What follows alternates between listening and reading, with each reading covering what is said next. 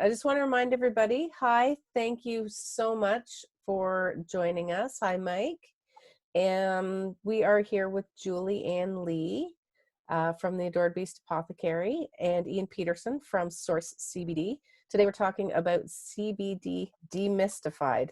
Make sure I said that correctly. It's a little tongue twister. So everybody, we're going to, start the chat, but I just want to remind people, if you have questions, please use the Q&A to post your questions, and we will answer them from there. So Julie, if you are done checking out your sick I'm donkey. good. I was just going to ask you, Okay. is this on Facebook right now, or are we going to share it on Facebook later? No, we'll share it to Facebook. Facebook later. Okay, Yeah. cool. Yeah. Okay. All right. Hi, Ian. How are you? I'm so well. It's a pleasure to see you all the way on the other side of North America. I know. I'm looking at your trees. Are they like flowers on your trees behind you? Pine trees and somewhat lavender, and then we have it's the oh my gosh, stuff. Yeah, it's so really pretty. Yeah, we're really I guess we get hit with spring a little sooner out here. So. Oh yeah, a little bit. Yeah, all the way down here on in Arizona, Sedona, Arizona. So that's on the bottom side, the furthermost side of I guess the geographical planet here. So anyways, it's really great to see you, Julie. It's always a pleasure. It's always a pleasure to see you and meet with you. It's nice to see you too. And I wanted to say to everybody that's watching, CBD is a massive, as everybody knows, is a massive topic. And one of the reasons everyone's like, well, how come, why did you ask Ian? And, how do you know Ian? And I think the reason that I really wanted to ask you to come and talk was because I feel like we're similar in that thing about being in the trenches, right? Like like holistic medicine is taking off like crazy. CBD is taking off like crazy. I was studying the microbiome and gut health for like 26 years. And now, people are being bombarded with the two things that you and I think, have been in for a really long time. You've been the cannabis industry, and I've been researching the microbiome for a lot longer than it's been trendy, sort of. Do you know what I'm saying? Of course. So I feel like it's really cool that you can speak from the science point, you can speak from the educational part, but what's great about when you and I talk is the empirical stuff, the experience in the actual doing and learning by doing, right? Yes, of course.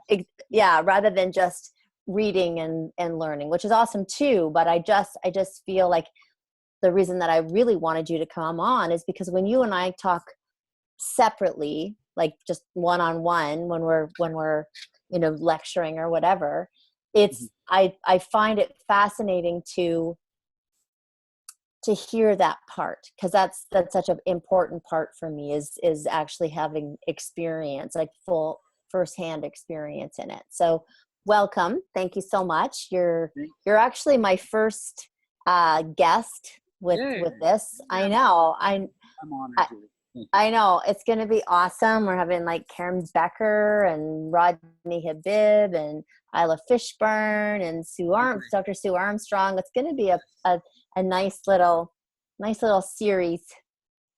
Wonderful. So, well, if I can speak to what you just said, I really do appreciate obviously your comments, and I really want to speak to our parallels. The boots on the ground, as I see you as a real boots on the ground, working to gather data, working to really create studies in your field, and then working to develop remedies that are healthy for people, that are with integrity and within your moral trajectory.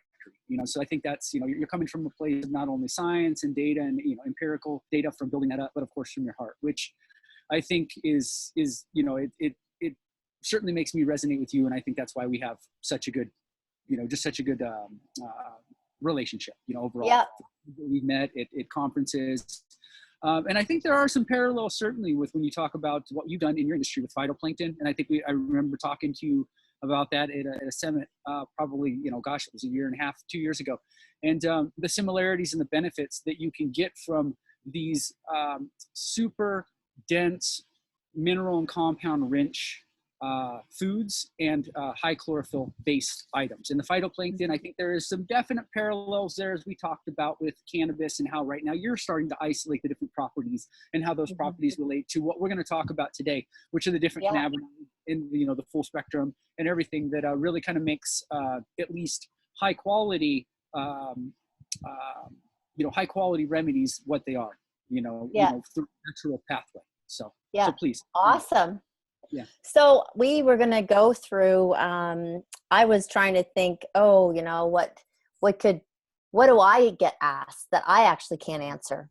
It's like I have a lot of people that reach out to me and go, I'm using this, or I'm trying this, and these little seminars, get-togethers, whatever you want to call these podcasts, whatever you want to call them. I feel like, I also want to be able to ask questions that people ask me, right? That I can't answer. So when I have experts and people in different fields and things come on, I get excited to ask questions too that I don't know when people are asking me, right? So I think we wanted to talk about the difference between full and broad spectrum. Sure. CBD, if you could speak to that. Definitely. I think that's a great point. Full and broad spectrum and isolated CBD, when we really talk about that, the full spectrum really indicates the whole spectrum of the plant. Broad spectrum would indicate a certain percentage or spectrum of the plant, and then an isolated spectrum would just be one particular isolated compound, specifically isolated CBD or isolated, etc. But with the full spectrum and broad spectrum, I think it's important to understand is you're, with plant physiology, and you understand the benefits that plants can bring us naturally. I think when we alter them in so many different ways, we can lose sight of just really the natural benefits that they can provide us. And so, really looking at the overall full spectrum is really described as the entire spectrum of cannabinoids and plant compounds. And cannabinoids can really be related to plant compounds. When we think about cannabinoids and plant compounds, we think about nutrients, we think about proteins, because really what they do is they convert to proteins in our body that then convert to cell health and self-support and cell communication. Those kind of three things are what everything we will talk about in anything with CBD is: cell support, cell health, and cell communication. But back to the actual compounds of the plant, that's what supports your health, and these remedies have been around for thousands of years, used in many different, and obviously used by many different humans across the planet, for many different reasons, from antibacterial, antifungal, etc.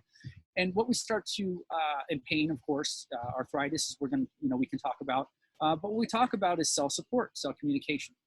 And so by being able to support ourselves with just something as similar as vitamin C, which is a plant compound, those plant compounds translate into cell health and cell support. And so that's really how we want to look at cannabinoids that are the essence of what a full spectrum plant is. If you were to get a full spectrum orange, you would get an orange and you would eat it, and you would get the full spectrum benefits and plant compounds that are meant to be in that. If you were to get isolated vitamin C, of which people take on a regular basis, you would be getting an isolated compound of that vitamin C. However, it would be missing some particular things that may help it to assimilate to your body. As which I'm sure you're familiar that when people take up just isolated vitamin C, a lot of it goes out through their externals because, as we all know, it doesn't have the abilities to actually go into our bloodstream. It typically stays in your internal organs. And this is just a fact with vitamin C and many other vitamins that we take in an isolated compound. So if we can keep that in our head when we talk about full spectrum or broad spectrum or even isolates, we can say that the full spectrum is going to have everything that we need.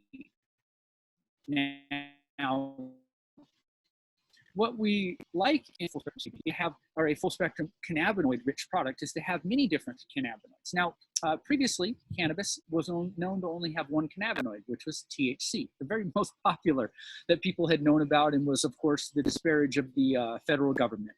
Now, with that being said, we realized that the benefits of this plant weren't coming specifically from the THC. The health benefits, the actual benefits, protein benefits, mineral and compositional benefits that we could get by ingesting it, the benefits of the chlorophyll that the plant actually has in its compounds. That's something that we weren't looking at because I think we were so focused for so many years, whether it be for, people that are using it recreationally or the governmental aspect of it and THC. So with the new research in hemp and the ability through medical marijuana research to understand and isolate these compounds, we started to be able to test for them. And so that's giving us the understanding of being able to say, well, this is a full spectrum plant. Now, broad spectrum is a little different. Broad spectrum has some of those compounds, but may be isolated or extracted, let's say, through extractional purposes to be able to isolate a portion of those compounds where it may be missing some other beneficial parts of the plant composition. And that could be fats and or lipids, which benefit to uptake in the way that we use these compounds. Specifically in cannabis, that's a huge thing because that is the way that compounds specifically adapt to your body. So we can talk a little more extensively about that and how they really adapt your body. And I think that's kind of important to look at because when we talk about a full spectrum product, we talk about the plant's ability to adapt to your compositional body and to be uptaken. Now, we learn through science and through science for many years, through drug testing specifically, the way that cannabis metabolizes, and these compounds metabolize in our body. Now, they typically metabolize over an 8-hour period, but they'll then metabolize and typically store in our organs for 30 days. Now, it depends on your fat cells and your fat storage. So somebody that, for instance, had been consuming THC and had to have a drug test, had they consumed it 30 days ago, they could still possibly fail a drug test for it. And that's because of the compositional way that it adapts and bonds to our fats and our organs. Well, that's a key principle to understand because if we don't have those fats and compounds, if we've isolated it to a form of, let's say, vitamin C, where we can compare an isolated vitamin C form, then we don't have the ability for it to actually bond and to bond in not only pass through our organs, but to pass into our bloodstream and through the blood-brain barrier. Right. And I think that's really the key thing because we want to talk about uptaking nutrients into our entire body, into our bloodstream, into our nervous system to be able to utilize them. The blood-brain barrier and, of course, our bloodstream is key. So if we're not given the efficient delivery mechanism of these cannabinoids through a full spectrum product, I think we're minimizing the benefits. And I think that some of that has come, broad spectrum and isolates has come from the research, whereas you may hear CBD is the most amazing thing for you. CBD is the most amazing thing. And then, of course, it's wonderful for you, but let's not leave out the other 10 amazing compounds that we're familiar with, from cannabichromene to cannabigerol, CBC being cannabichromene, cannabigerol being CBG, cannabinol being CBN, THCV being tetrahydrocannabivarin, meaning many other plant compositions that actually work in different ways with our body. Some work to relieve anxiety and pressure. Some work to relieve pain. Some actually calm appetite instead of instigating appetite, as you would think that cannabis would instigated appetite. What we're finding is that all these cannabinoids are in the plant to counteract each other in balance. Actually, CBD is, we believe, part of the plant to counteract the anxiety that you get if you were to ingest a plant compound with THC, because we would get a high level of anxiety. And so there's actually these levels in there. So when we start looking at the benefits, we can start to realize that they have many different benefits. And so, the difference between, broad spectrum and full spectrum is the ability for our body to adapt these different proteins and for our ability to, take in all of the full spectrum of the plant. Yeah. Just isolating one. Yeah, and I think it's so. I think it's so important for people to know, and I can use that as an example. It almost sounds like, I guess, when you talk about strains and species and all of that stuff, there's so many ways of comparing that in nature. So we look at probiotics, right? And we see, probiotics with 1 to 3 different species or strains in it. And when you're doing that, you're actually understand where you're coming from completely with full plant medicine and strains and species of probiotics because of the communication level. I remember writing an article once called Nature or Nurture, and or nature versus nurture. or natural. Remember that? I can't remember, so long ago. I recall that. Yes, yeah. And about communications with trees, right? How the fungi takes the trees communicate. The mother tree communicates with the rest of the trees, and then Yes. the fungi actually, the mother tree will tell the fungi what molecule to take to what tree, right? Or the smell of grass. When people smell grass that are being cut, that smell is actually the grass warning other grass that there's danger. That's that smell. It's it's a protective, it's a defense mechanism. It is like the communication and the brilliance and the it just the overall ability to function how it needs to in a full plant or anything in nature in its entirety or synergistically, like companion planting, all that. It's just fascinating. So that would make complete sense to me from that perspective, right? Yes, there's so many parallels, and I think that's what I try So to look many through in science and nature, is to find these parallels. As we're talking about isolating a vitamin C, or talking about the nature of chlorophyll and phytoplankton, and the benefits in species and strains, and how those can affect you in certain different ways. And as you said, the gut biome, the microbiome. So I think it's key for us to be witnesses as opposed to being directors in some way, because for instance, as we see CBD becoming just the craze, where it's become an isolate, where it's now becoming something about as relevant as vitamin C. You should be eating things that have high levels of vitamin C, i.e. oranges, citrus, lemons, anything that you can get, as opposed to depending on something that's been marketed to you that may not be really beneficial, or is easy to take, or, is just, essentially easier in our society, I definitely see the parallels, and I think, again, that's what's really gravitated, me towards you and what you're doing with It Adored Beast. Really seems to click, from a parallel level. Yeah, for sure. No, it's really, it's fascinating when things become popular. I think, even like nutraceuticals, like I'm a big believer in nutraceuticals for very small, like for smaller periods of time, or combinations with other full plants. Like I feel like nature is so brilliant that it figures it out, right? Like I think the more we interfere with it, the more we miss the point. Sure. Right? Like I just, so that full spectrum is such an important part. What about talking about how to read a certificate of analysis? Well, I think that's important too as well, because if we're talking about full spectrum and broad spectrum, we're talking about the compositional makeup of the plant, the compounds, but not only that, we're talking about the amounts of compounds. And then not only that, we're talking about the way those compounds were delivered and or processed, because there's so many different processes to get you those compounds, to make an extraction. And that could be from a very crude extraction with something like propane, which has certainly been done in the industry, all the way up to what we would call supercritical extraction, which is extracted with a clean natural gas, as carbon and oxygen. Plants, so do we. So it's a non-toxic solventless gas. But we'll talk a little bit about that later as we go over the certificate analysis. But I'd love if you have a copy by chance of the certificate analysis you guys could pull up, or the moderator does, and maybe we can take a quick look. And what I'll do is I'll go over the 5 different sections of the certificate of analysis. And we're starting at the top here. Basically, I think the most important thing, first of all, when in receiving a certificate of analysis, is making sure that certificate of analysis comes from a credible company. Now, we use an accredited testing lab, and we suggest that anybody that is involved in the industry does this. And the reason being so is because you can work with a lab that is going to be following these national standards and international standards for testing.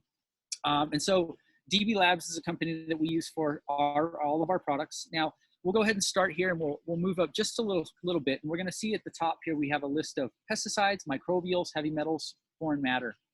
And just under a window here that I cannot see, I believe, so let's see here, pesticides, microbials, it's going to be potency will be the one on the right-hand side. I can't see it, but I believe that's there just from my, it says foreign matter solvents. And then solvents on the very end. Okay, so that's going to be the processing and the way that it was processed with, is we just spoke about either the worst propane or all the way up to something that's very clean and can be perfectly healthy for you to consume. So let's talk about the plant compounds, and we're going to go to the cannabinoids that are relative in concentration.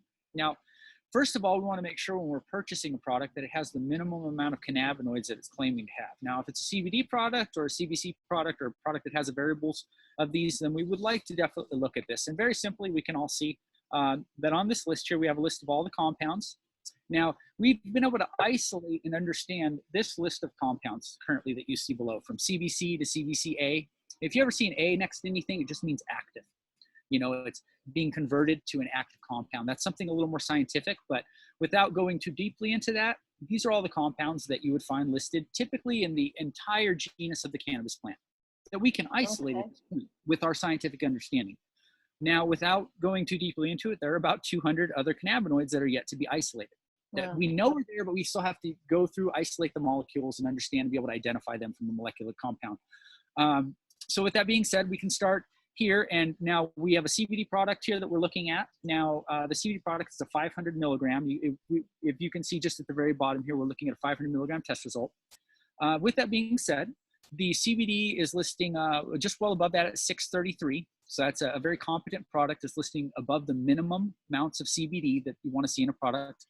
But what's interesting is we're also seeing other compounds that I was speaking about before. Now, CBC, cannabichromene, these are other amazing compounds, and we'll talk about CBN and CBG as well. And these are other popular compounds that we're looking at that really, as we look at any compound, equates to proteins. You know, basically what these compounds convert to typically in our brains is called anandamide.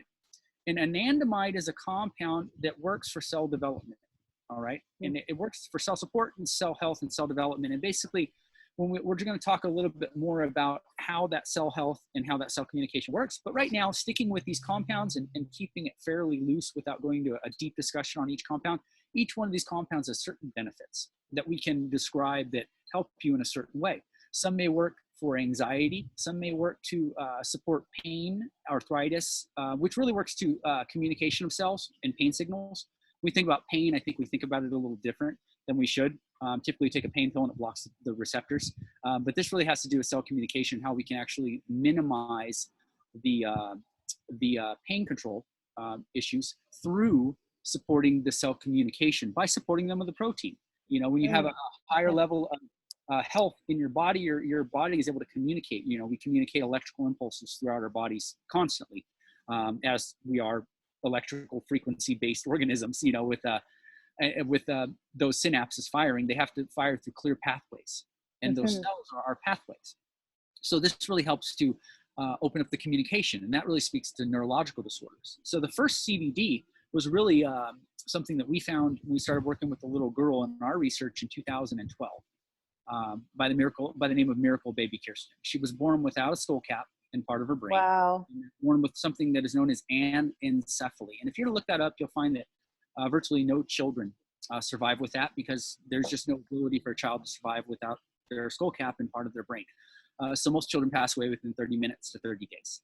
And it's just, you know, it's a horrible thing. It happens across the world. This is, you know, in underdeveloping countries as well as developing countries.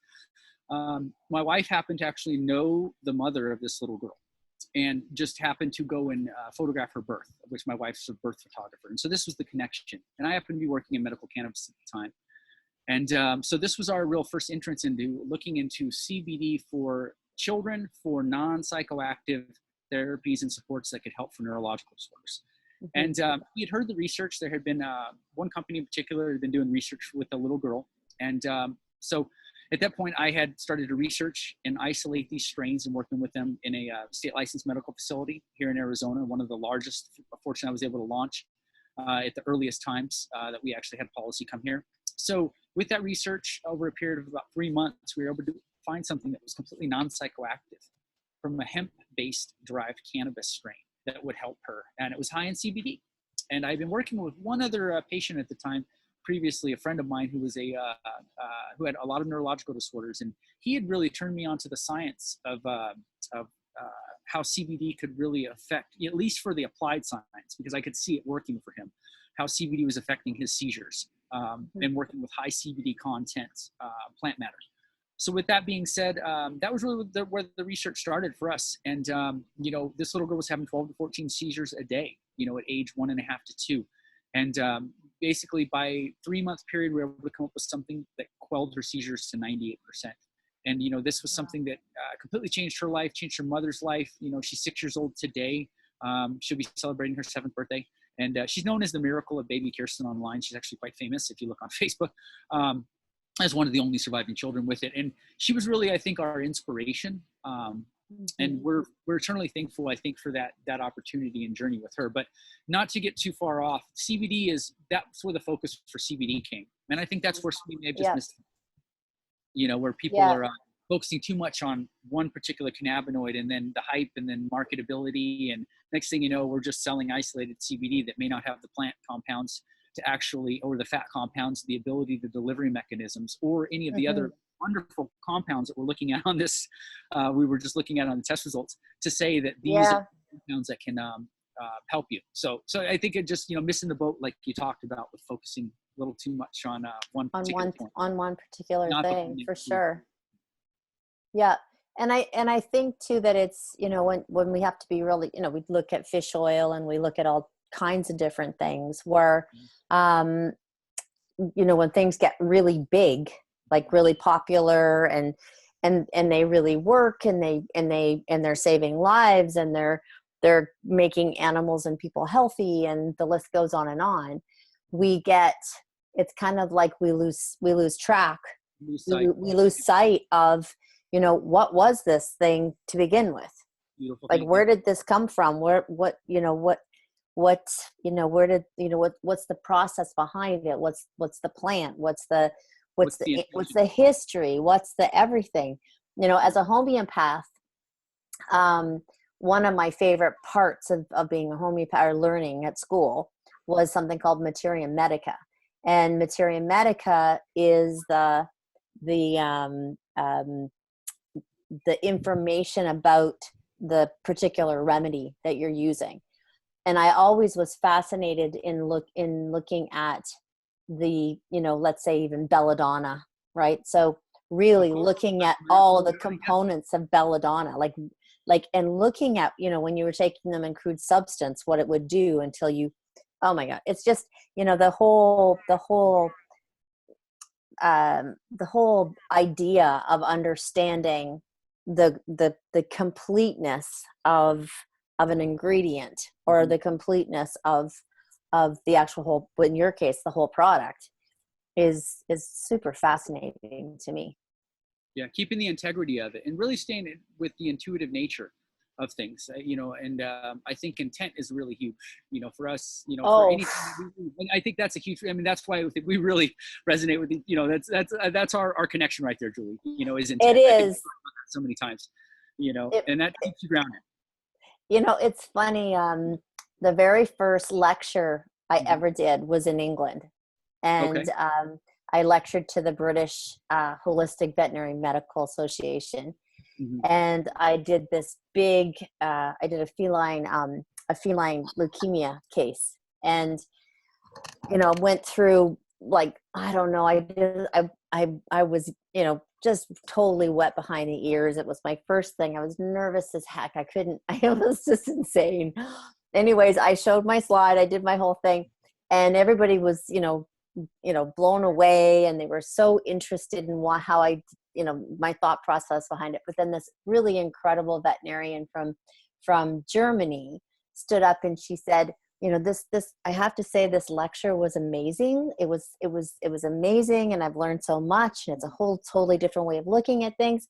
But I have to honestly tell you, I believe so much in energy, right? That's why, you know, I'm a homeopath. She said, I think you could have given that cat potentized shit and it would have gotten better.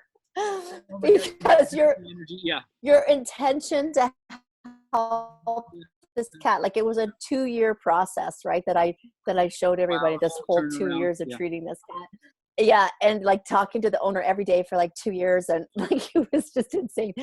And when she said that initially, I was like crushed a little bit, right? But thinking, oh well, you know, she didn't understand how, and then after I totally understood what she was saying. And it's true, right? Like, your intention behind what you do, your intention even when you're giving stuff, your intention, it and plants especially, right? Because there's an energy. I take a lot of herbs from my naturopath, and she always says, when you're because they taste horrible, she's like, when you take this, she said, you're not making a face and everything when you take this, are you? I'm like, oh my God, it's so gross. And she's like, Julie, of anyone, you need to understand that, like, when you're putting them in, your tension that of this plant, because even as a tincture, it has energy, right? And you're putting your energy into this, and if you're making a face and your body's being prepared for almost like an insult,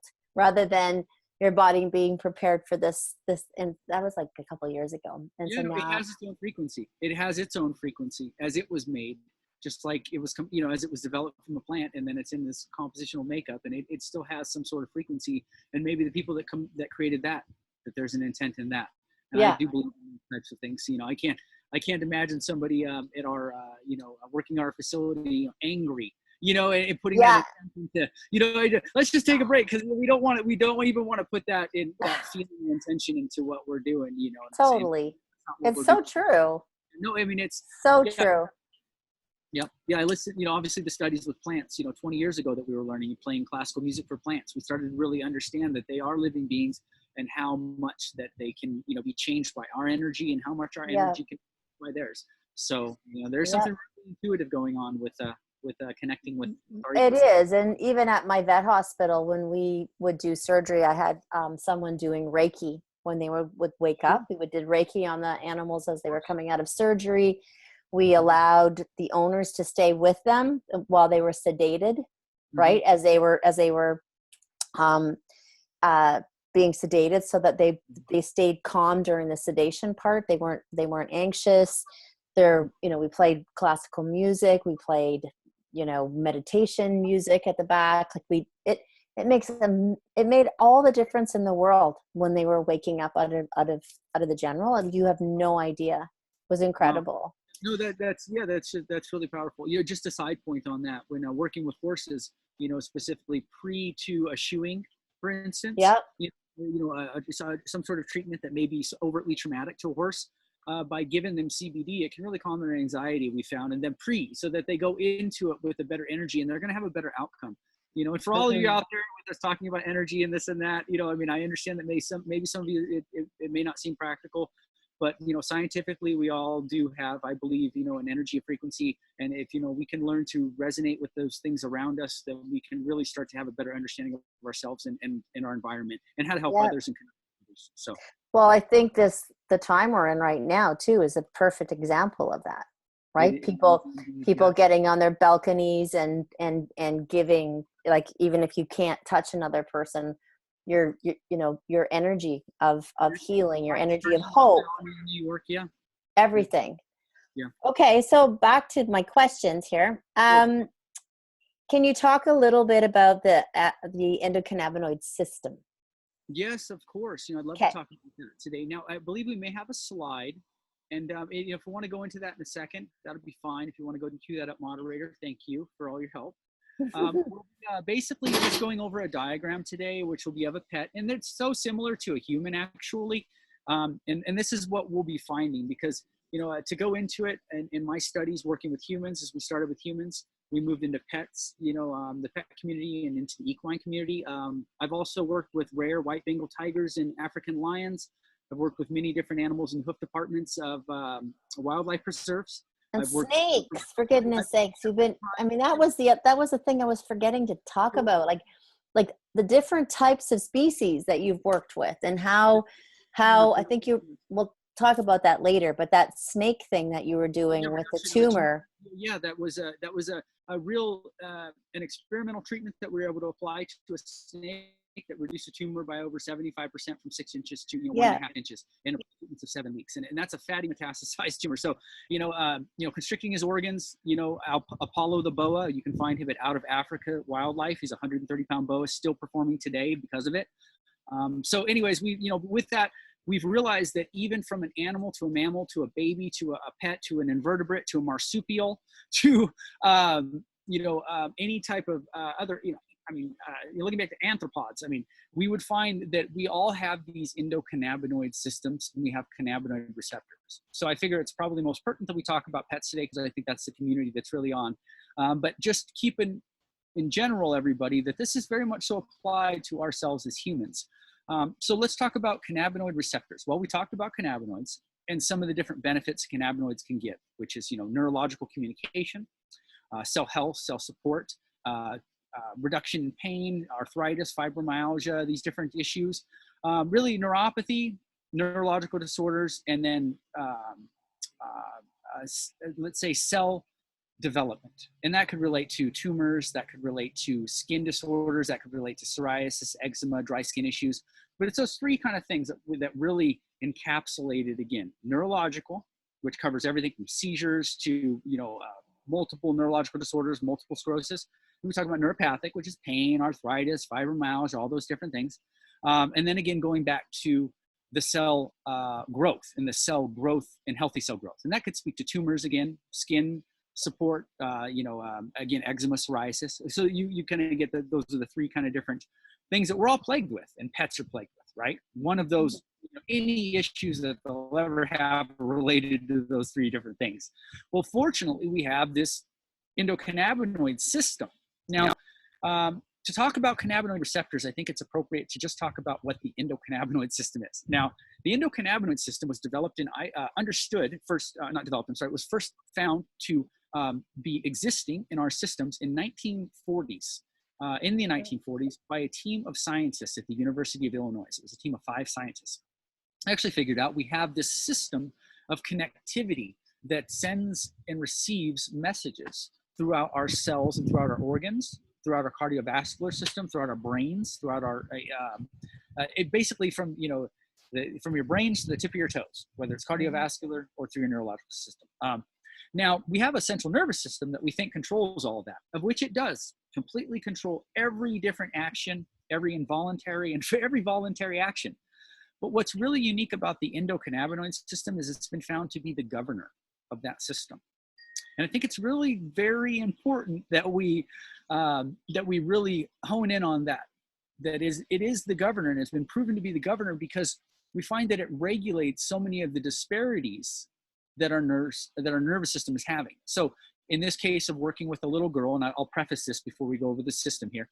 In the case of working with this little girl, essentially we were working to support a neurological disorder. Now, in doing so, we were able to supply her endocannabinoid system with a beneficial natural protein, not a drug, not in any way were we supplying it as that. It's just a natural beneficial plant substance and protein. Well, we found that when we supply her with that natural beneficial plant substance and protein, it converts to some sort of cell communication and cell health. And it calms those 12 to 14 seizures a day that she's having. And it regulates those neurological impulses that she's having, and basically regulates the disparities that she's having at a central nervous level. And we'll come back to that many of these different cannabinoid receptors, if they're supplied with endocannabinoids, and your body can be supplied with them, your central nervous system can then react in a healthy way to be supported. And then basically we start to alleviate a lot of these disparities that we're having. So again, now looking at the cannabinoid receptors in our body, we have CB receptors 1 and 2. Now we're just finding through research that there's CB receptors number 3, but I'm not going to go into that today because that is still new research and that's something that we'll go on at another time. I think it's appropriate. But with CB receptors 1 and 2, we can find that we have isolated receptors located in only certain areas. We'll find CB receptor 1 located primarily in our vascular system, in our lungs, reproductive organs, muscles. It is also in our brains. So those are particularly the organs and the communication organs in our bodies, right? That transfer and send signals just to our main organs, okay? Now, we start to find the CB2 receptors also will come up, which are on the other hand, predominantly through our cardiovascular system. And those relate more to pain signals and to arthritis and issues like that. So when we start to look at that overall, if we can supply ourselves with these cannabinoids, then it starts to support these different issues that we would be having. And you wonder, how can CBD be supporting so many different things? How can it be helping seizures or fighting arthritis, or as you hear, stopping tumors or whatever that, that we've all heard it on the radio and seen it on the TV. There's been so much, anecdotal data as to what's been happening. And, actually on the back end, fortunately, there's a lot of data from the National Institute of Health that I present through my accredited lectures that can really, foundationally show what these cannabinoids are doing, from, an level for, arthritis support, pain support, neurological communication, et cetera, in tumor reduction. I'd love to go over that with you another time, Julie, to really. Okay. Yeah, for sure. We can have a advanced one. That would be great. No, perfect. So, but just digging in today, these are all the same organs that we have, but with our pets, we really fall to have a lot of different issues with them. Typical arthritis and fibromyalgia is a big one because our pets are constantly running around. And typically internal organs with the GI tract, those are other issues that you're going to have from diet, just because we know we're fighting against, fighting for a healthy diet for our pets every day. And that's one of the biggest topics of discussion in the past couple of years. Obviously, that's been really huge in the pet community. So to kind of isolate it a little bit here, if we talk about how CBD, if you're to supply yourself with CBD and many different compounds from this, from cannabinoids, then what they start to do is support these issues that we may be having. Now, again, what it can do is by taking in the CBD, it can essentially comes in as a protein and it starts to support your system from a cell support or a communicative issue. And so in the case of arthritis, for instance, and cell communication, we know that cell communication really relates, or pain really relates to cell communication. So, if a dog injures his ankle, for instance, and he has an issue there, he's going to have inflammation. Well, that inflammation is going to relate to pain signals that are being sent back and forth, synapses that are being sent back and forth through his brain and back to that affected area through his cells. Now, it's typically we would give a pet maybe ibuprofen-based, something ibuprofen-based, in the allopathic or the typical pharmaceutical community, you would give somebody an ibuprofen-based product to alleviate the inflammation, correct? But in this case, we really want to go to the root cause of the issue. Instead of just trying to relieve a little bit of the inflammation, we want these cells to communicate correctly. Now, how do the cells communicate correctly? They actually, if they're under attack or if they're having an issue, we're finding that by just simply supplying our endocannabinoid system with these cannabinoids, it sends messages through our central nervous system that then starts to give the cells the ability to communicate to each other because they're all upset. I mean, let's just break it down very simply. The cells are mad. They're angry. You injure your knee and they're just angry, and they're trying to, they're yelling at each other in effect, and they can't communicate correctly. They stay inflamed. So we take something to block that signal, typically a pain control medicine if it's very bad. And it doesn't speak to the root cause of it. It doesn't speak to the ability for the cells to communicate or to heal. And typically we have a prolonged recovery. Now what we're finding is if we can apply internally or topically to the area with the cannabinoids, we've seen recoveries 4 and 5 times the speed that you would see for an arthritis issue, for people that are living with arthritis or pets that are living with arthritis to be able to regain mobility. Horses, equines that we've worked with in the field, especially in the hoofed animal department where they're standing on their hoof, they're standing on end 24 hours a day. They're sleeping. Standing up. So with that being said, we've seen those predominant successes in that area. I think I spoke to you with about a horse that had a really bad hoof issue and it was actually able to recover the cell support, etc. So again, looking back here, or not looking back at the diagram, but when we talk about the ways that our body can effectively benefit our pets' bodies specifically, and our dogs in this case, can specifically benefit. It's just about supplying them with the right amount of cannabinoids per body weight. Yeah. For their issue. Yeah. Yeah. It is a real system. And I don't think people understand that, right? Like how, well, obviously when you do use an NSAID for like a non-steroidal anti-inflammatory drug with anything, with a person, a horse, a dog, a cat, it is just suppressive, right? Like we're never getting to the root of, sometimes drugs are needed for sure when we're talking about major traumas, but I always feel like my mom used to have always this expression, don't throw the baby out with the bathwater.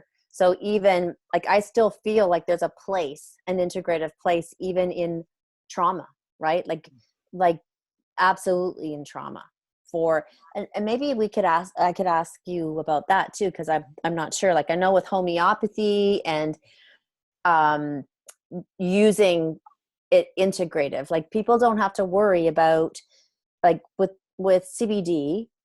Is there anything that's contraindicated when it comes to drugs? Like if animals are on drugs? Sure, and that's a really great question to ask, because one of the wonderful things that we're noticing through our research over the many years and the documented research from many others is that it doesn't have these contraindications that we would think it would.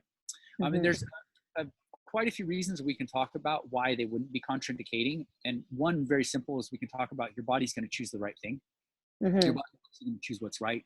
And without going into that too deeply, I can give a parallel. If you're taking in heavy metals, of which all our bodies will adapt to heavy metals on a regular basis, for instance, you're accidentally getting mercury in your diet or aluminum, your bodies will take it in at a high level because your bodies want those metals. Now, if you're taking magnesium, your body will actually choose the healthy metal and will dispel the other metals over it. So your body wants heavy metals, but doesn't exactly know what it wants. And so if you give it the right one, it'll make its own choice as to what's needed from what we're seeing. Right. Yeah. So the contraindications working with children with neurological disorders that may have been on 6 different seizure medications, from oxcarbazepine to, Keppra to Toprol. I mean, just literally a litany of medications. And of course, PET's the same with seizures, very medications.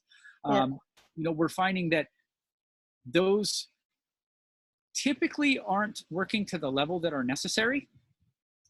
And that's why we're finding that the pet community or the human community or whoever's coming to this new support is coming for them, right? Or if they were fine with it, then they would be fine with that. But it's also a challenge for it to be sustainable, So I think there are some complications with sustaining a long-term diet of these types of. Oh, absolutely. So with that being said, we know 2 real critical things. One is that what we can give as far as our research is that without the contraindications and without the element of being culpable in any way that it can actually harm you, because we're just giving you a natural beneficial plant substance. And that's what our research focuses on, because, in this case, if we can give you something that can support you in so many different ways, then it may not transfer to 100% of the community, just like many of these other allopathic drugs don't. But there's no culpability, because if it just doesn't give you the desired effect you're looking for, there's no downside to it. Whereas there could be a potential downside to trying something new, integrating in your diet, etc. But yeah, as far as any pain medications, any neurological medications for neurological disorders, even, and this is specifically something that we've seen in close cases that we've been monitoring with blood disorders, where the uptakes and the ability for humans to produce natural insulin based on just supporting themselves with something that helps their body function better and communicate better. Yes. They're taking these types of insulin-based drugs, and they're not having the effect that was necessary. Or a case in particular with somebody that was taking a bipolar drug. His wife is a physician, and this was very interesting because he actually works close to the company. Said that his actual drug that he was taking for his bipolar disorder wasn't metabolizing in his body, because as they test you to make sure what levels are in your body, she was questioning the fact that it wasn't metabolizing. Well, he had also been taking CBD for the last 90 days, and he had been feeling better, and obviously not, although he had been taking that, he was feeling that the CBD was working. for him, and on just on an odd standard, it wasn't metabolizing. So there may be something there that we see that your body is choosing the right thing over Yeah. something that may not be as beneficial to it, although it will Yeah. certainly take the other thing, and it will metabolize it, Yeah. so Sorry, I'm going to interrupt here, guys, because we have a bunch of questions. oh yeah. So, Okay. yeah, sorry. Just make sure. Yeah, no, it's Go ahead. fascinating and incredible. So we have Jesse here who's been waiting a long time, and Jesse says, "Hi, Ian. Hi, Julie. Both my dogs use CBD, and I'm wondering if it matters if it's organic or not." Yes, great question. Huge. I mean, I think anything that we can get in our diets that don't have chemicals, pesticides, or additives in it is going to benefit us from a natural spectrum. Again, anything that you can get organically is going to have a better delivery. It's going to have a better ability to be uptaken in your body, and then you're not going to be compromising yourself with anything that isn't potentially natural. Because again, less is more for us, and back to basics. When we develop anything, it's never any natural, it's never any additives, never any preservatives, completely non-GMO, all organic. Because I think as we're seeing so many disparities in our health and health issues that have been rising from our diets that have things like glyphosates and just many other harmful pesticides, as we've seen, cases with Monsanto coming out, and just many different companies that have really just seem to be contaminating our food supply. It is very, very important that, again, as we can talk back on the certificate of analysis, you can certainly see organic products, and make sure just by looking at a certificate of analysis, whatever products you're getting, that you make sure that they have a COA that shows that it was processed organically, meaning no solvents, and it shows no pesticides, no additives, no preservatives. You should only be getting compounds that are cannabinoids and possibly a delivery of some sort of coconut oil, of course, something that would be natural, hopefully, and help you to uptake that as a fat, as we talked about earlier, the fats that help for your pet to uptake those. I think just if I mean, like I said, I'm not the specialist on this, but anything that's also has the ability to bypass the blood-brain barrier, yes, as well. Like you have to really look at what we're doing here, like with CBD, right? And if it has that ability to do that, you want to make sure that it's as clean a product as you possibly could get. Like exactly like you said. That's my biggest fear about it going so big, is cutting corners with solvents, like the extraction process and using solvents, and because it's faster, it's cheaper, when you're doing in mass amounts, it scares the daylights out of me, where we have the potential of going, especially when we're talking about really, really sick animals, like seizure animals or people or children or whatever. When you're talking about feeding the brain, I mean, I'm not even going to use the word treating the brain, but when you're talking about feeding the brain, and you're going to feed the brain something that has been extracted by a solvent or has a bunch of is grown with a bunch of chemicals, like I think it's critical that it's organic. Sure. Definitely. Perfect. Yeah. The parts per million of a chemical compound that could be in there, you want to stay away from that. Definitely. Yeah. Going through your brain, like Julie just said. Yes. Great point. Cindy has some questions here. So she wants to know about dosing and where is a good place to start. She said she usually starts her dogs at 0.25 milligrams, but I think that's sort of dependent on what milligram strength you're using. Is it not? It will be, based on the dilution rate of the actual oil that you're using.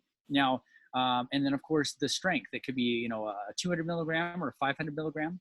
If we have like a 200 milligram, that would probably equate more to a small breed, or a 500 milligram that would equate more to a larger breed pet, for instance. You would be giving a different amount of actual milliliters. Can you tell me maybe the pet's weight? Because we typically go by the 0.1 to 0.2 milligrams per pound of actual CBD. She's not posting in the chat. If you could post in the chat, Cindy. She does have another question here that and we do have a dosing calculator online that we can refer her to after the if you'd like. Neat. Yeah. I'm not sure if this is part of the other question. Does CBD help with neuropathy due to nerve damage? And if yes, what milligram? So far with 0.5 at 1,000 milligram, I have not had success. So I'm wondering if she's using 1,000 milligram strength. It sounds like 1,000 milligrams at 0.5 milligrams per pound. Now that's 0.5 sounds like a decent amount. Now, if the concentration is actually at 1,000 milligrams, it may be something that you want to use over time, because what we're talking about is self-support and self-communication in your issue. You want to be able to have the ability for your cells to start to communicate a little bit better. So I'm thinking, can you tell me how long maybe you have been using it for?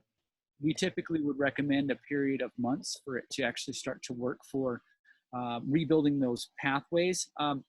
Specifically, the research that we've seen with CBD is to really help to rebuild neural pathways and pathways in the body. And so we can really see that over a period of time, that through self-support, it can start to rebuild those pathways, as we've seen, through research and things like cerebral palsy or multiple sclerosis, or people that have had strokes and have had damaged areas in their brain and their neural pathways specifically, as we're talking about here, to be able to really give assistance to those signals. And so yeah, I'm curious definitely how long you've been using it for, but I would say definitely stick with it, because it I is think something. she said 3 weeks. I think I just saw something about 3 weeks. Yeah, that's going to be, I'm going to be very, very frank with you. That's going to be something that's going to be built up over periods of months and, maybe year, because we're really looking at rebuilding damaged cells, but I can say that CBD, based on the research that we've seen, especially on the National Institute of Health, can really support that. So, my heart goes out to you, and I really, hope your journey with CBD works out well. But it's definitely something that is going to take a considerable amount of time. But we definitely have seen research for that. So best of luck. Ian, can I ask something then quickly? Please. Do we ever have to worry about overdosing? That's another great question. So is there toxicity essentially with CBD? Now, we learned this with children when we were first dosing. Now, of course, with a child, you would never want to have any level of toxicity. And the research that we had seen before is that based on the way that it works in your body and the ability to metabolize and uptake the amount of cannabinoids, is your body will take in as much cannabinoids that it can and will disperse it throughout the body. Now, you could technically overdose on THC in a way, because it would give you such a high cerebral function that it would get you sick. It could make you feel drunk and or incredibly lethargic. But because these cannabinoids don't work that way, they don't have any narcotic effects. Potentially narcotic effects is what through delta 9s. That's a little different with THC. But all of these other compounds essentially they work naturally, and there's really no ability for them. It's very similar to vitamin C. If you were to uptake a certain amount of vitamin C, your body will dispel the amount that it's not utilized. Because if Cindy's still on there, what I was going to say to her is that I mean, I've worked a lot with it with neurological stuff and with pain and things like that, and I tried when I was working with you with my one horse and my donkey. Remember you were saying, well, play around with it, see, watch it, see what would happen. And I wound up giving it to him more often, right? I was lucky because I'm here. I work from home. So instead of giving it to him like once or twice a day, I was giving it to him. Instead of giving him the full doses once or twice a day, I was giving him the same amount, but I was giving it to him 5 times a day. Right? Like every time I would go down to check on him, instead of giving him like 3 dropperfuls, I would give him half a dropper full, or I'd give him a dropper full, and I really kind of breaking it up and giving it to him in smaller doses. That was one thing that I did. And the other thing that I've been really lucky with, but Cindy, because we don't know what Cindy is doing, right? Is like the amounts of THC, because we know that some products have higher THC than other products, right? So we would want to make sure how much THC, wouldn't we, Ian? How much THC is in it? You make sure that you're getting a hemp-derived product that doesn't have has non-detectable levels of THC, basically. Okay. Yeah, very Because low. I gave my donkey like enough for a freaking elephant, right? Like, because he was so bad. And then I was able to, I mean, remember I was giving him huge amounts but then I was able to wean him off, right? Like I kind of, it's almost like he built up and then I was able to come down. Sure. But it takes, like you said, it takes a while. Because I think she asked, could she go up to 2,000? Yeah, certainly she could. I mean, for something like that, for more serious neurological neuropathic issues, we definitely start looking at those higher 2,000 milligram and 5,000 milligrams, and that's just something that, based on the amount of cannabinoids somebody needs for, obviously a more severe severe support that they're going to need, to work with. That's something definitely I would look at. And if you have any particular questions, you can email us directly. I was just going to say, maybe she could email you directly too. You can email me directly, ian@sourcecbdhemp.com. And please feel free to reach out to me, Cindy, no problem. And, we'll give you some guidance from there as to just what can help you as far as support, as far as your diet, to help really rebuild some of those, some cells. So Joyce has a few different questions, or Joy, sorry, has a few different questions here. So her first one is, so it heals and not masked issues. Does that mean better recovery and faster? Well, just looking at, I think heals, it really speaks to the root. Instead of talking about healing, it really speaks to the root issue of what's happening. And that's where you really get the benefits of recovery from it. Now, the second part of that question, I'm sorry. Oh, does it make recovery better and faster? Well, yeah, and that's what we've noticed. So specifically, it has been used, and actually speak back to Cindy, chronic traumatic encephalopathy, which is CTE, which is a very, very well-known condition in the community for the NFL and any other community, rugby, where they have just heavy amounts of concussions and they lose a lot of neurological development and neural pathways. Basically, are just basically broken down due to trauma over time. And with that being said, that's where some of the research comes at. So Cindy, just for your own, I want to jump back to Cindy real quick, and I'll stay with our newest questioner here.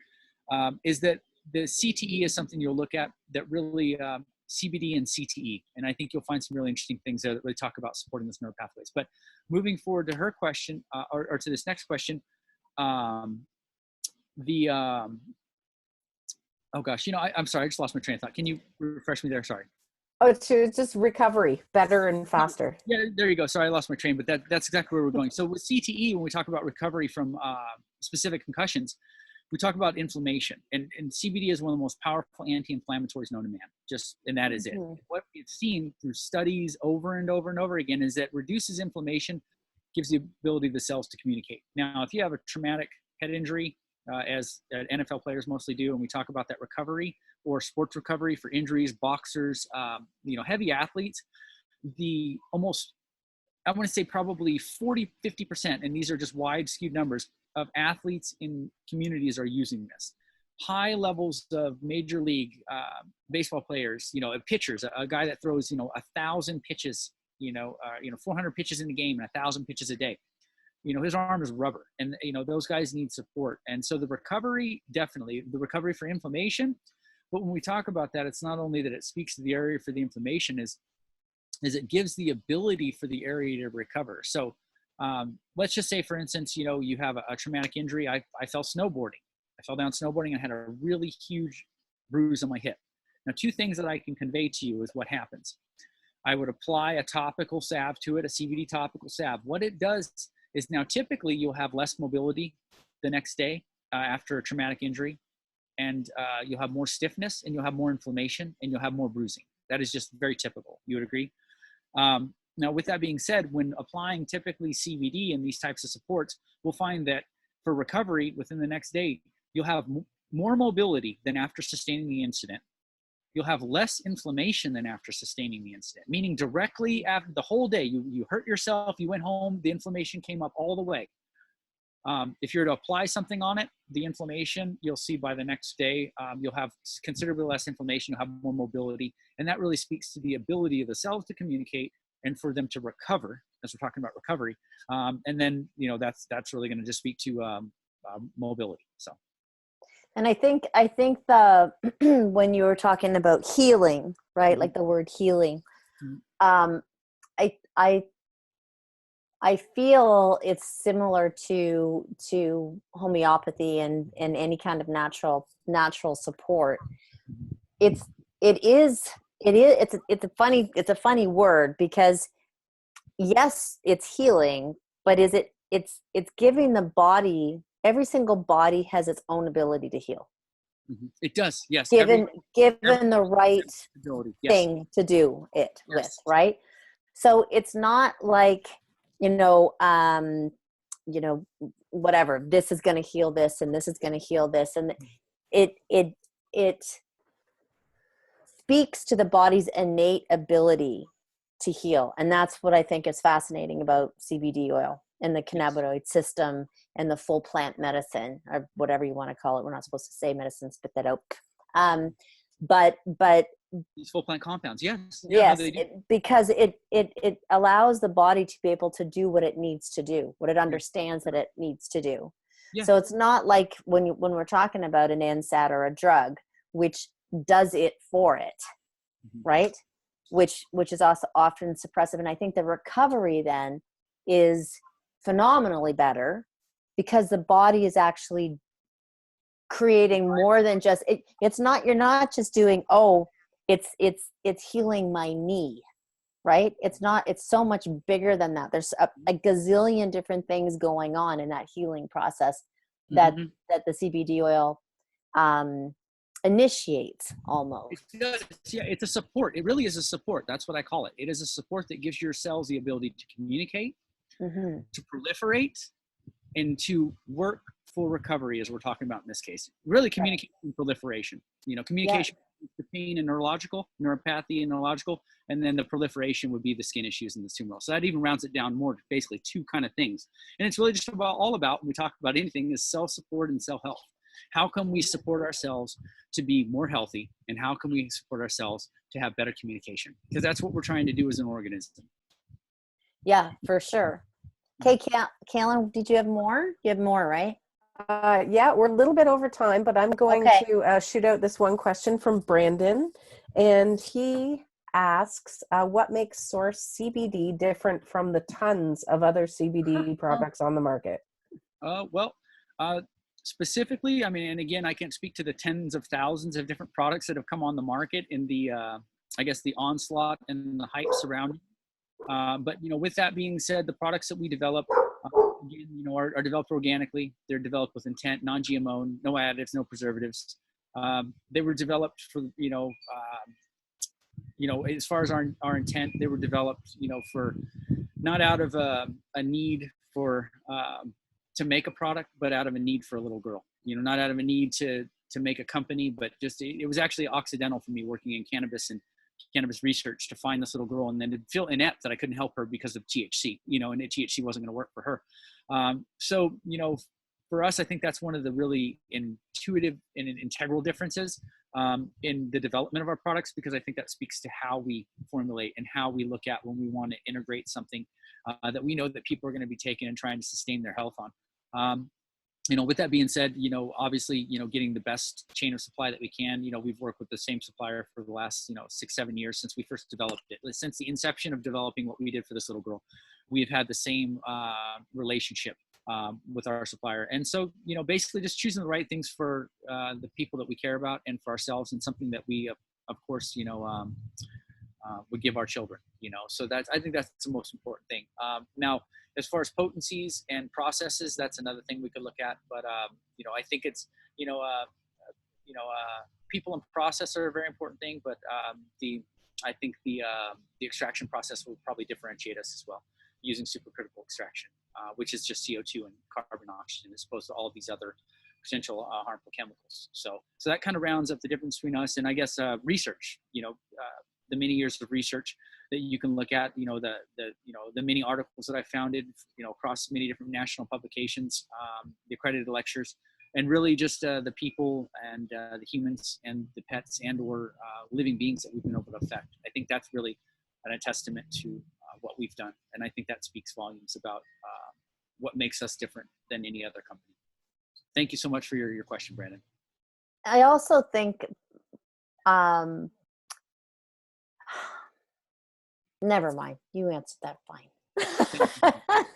It was just going to take me down a whole different hour. We can do that in the we'll do that in the next one that we do on our longer not our longer version, but our stage 2. Yeah.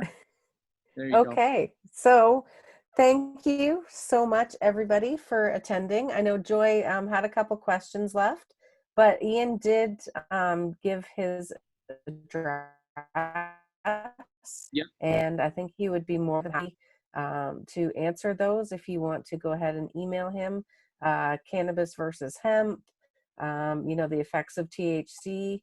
So if you have some stuff that you could help Joy Gaston. Well, it's in the chat, right? You guys put Ian's email in the chat, correct? Okay. Yeah, feel free to reach out. I'm open to the questions. You can also reach out to hello@sourcecbd.com for any general questions, on related products. Otherwise, just everybody, thank you so much for tuning in. I really appreciate it. At these times, the most important thing we can do is support our immune system, to support our health. Get outdoors, try to do your best to stay outdoors. We need, all the vitamins that we can get from the sun, and keep your vibration high, everybody. Just, that's the most important thing. Just keep your vibration high, and I think we'll all get through this together, because I know we're all moving towards the future with.